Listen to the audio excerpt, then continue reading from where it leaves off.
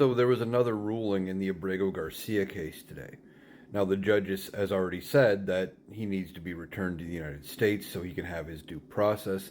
Supreme Court ruled 9-0 already, saying that the United States must facilitate his return. Now, the Trump administration is saying, well, all that means is we have to clear any hurdles if he comes back, if El Salvador sends it back, and they're not doing that.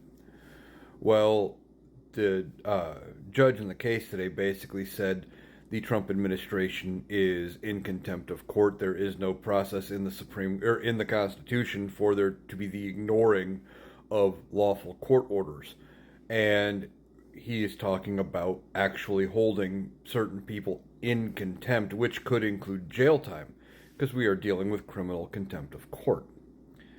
Now, for their part, the DOJ and the Trump administration are saying, they're going to appeal because they always appeal. They always think that they can get it in front of just the right judge and get a ruling on their side.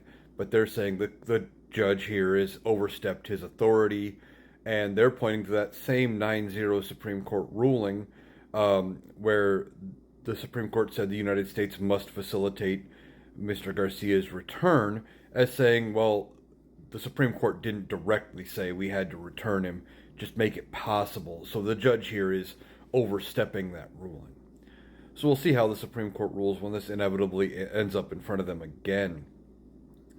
But the Trump administration is trying to do everything they can to discredit Mr. Garcia. They're claiming they have documentation from court filings from Mr. Garcia's wife, claiming that he had abused her, that she had put in for orders of protection. And I don't know if any of that is true, but that is typical of what Republicans like to do when it comes to something that is going on. When things aren't going their way, and like in this case where they did something wrong, like deport somebody who they weren't supposed to deport, now they point to something else. Well, see, he was actually a criminal, so it's okay.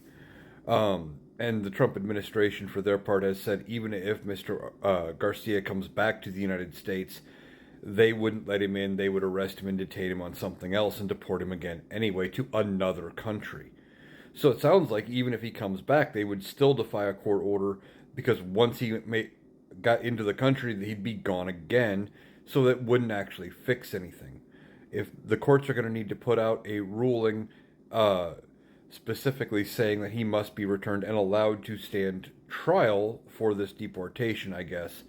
And hopefully that the Supreme Court will agree with that, and we'll have to get that going. But the judge is already looking at criminal contempt.